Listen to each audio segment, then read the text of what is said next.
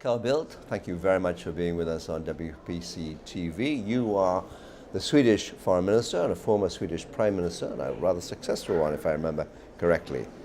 Now at this conference you've been covering quite a lot of ground and you were in charge of a panel on cybersecurity.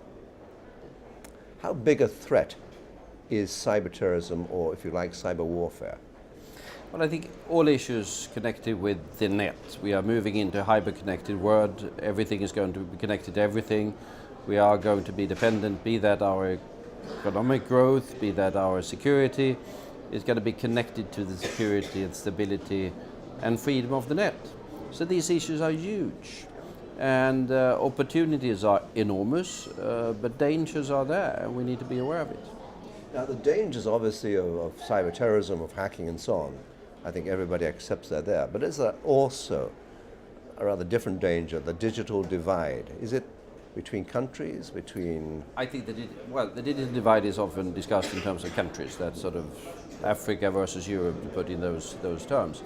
I think in some years we'll see the digital divide as primarily a generational thing. Mm-hmm. A young boy or girl in Sweden and a young boy and girl in Nigeria are all going to be operated on the smartphones and their smart devices. They're all going to be connected to the same broadband, they're all going to be on the cloud.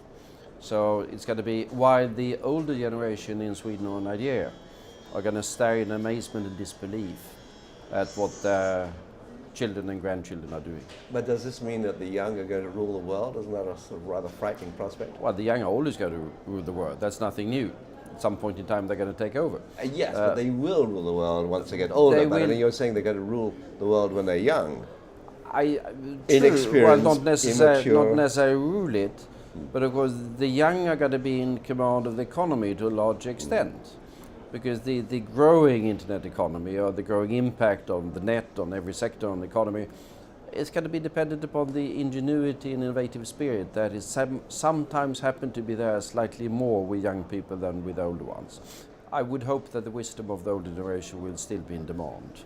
We hope so. Let me make a lateral connection between that and the state of the European economy at the moment, where you've got massive youth unemployment in the peripheral countries, in Greece, in Spain, in Portugal, to an extent also in Italy. You have high unemployment generally in Eurozone countries, apart from the northern countries of the Eurozone. Is that also part of this phenomenon of digitization? And is it something that the young can solve? I think there are different reasons in different countries. I mean, we have economies, say Germany has a lower unemployment now than in the beginning of the crisis. We have a country like Denmark, which has a fairly less regulated labor market, doing slightly better.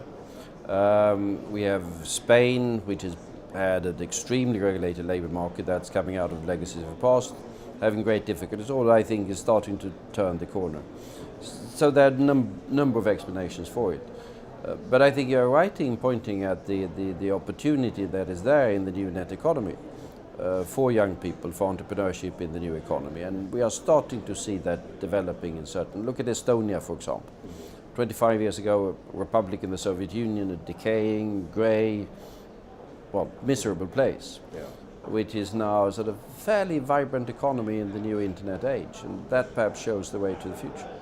Well, a final question. Will there be, if you like, a sort of a lost segment of the population which is not well educated, which is not digitally apt, and yet whose jobs are going away to countries with lower wage rates, less developed countries, which have the manpower to take those jobs? Always the case. I mean, we used to have a textile industry in Sweden. Guess we don't really have it. I mean, we lost it first to Portugal, that was quite some time ago, and then I think Portugal probably lost it to China, and then China has probably lost it to Bangladesh.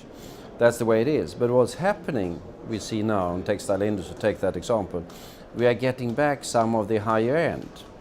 The design, the marketing, the more exclusive, so we have slight revival of that. And I think the same thing we'll see in different industries, supply chains, where... That puts a premium on people who can adapt to that higher value. That puts a premium on economies that can adapt.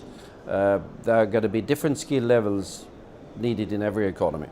But the ability to adapt, change, and see new opportunities got to be key. Let's be optimistic. BILDT, thank you very much for being with us. Thank you.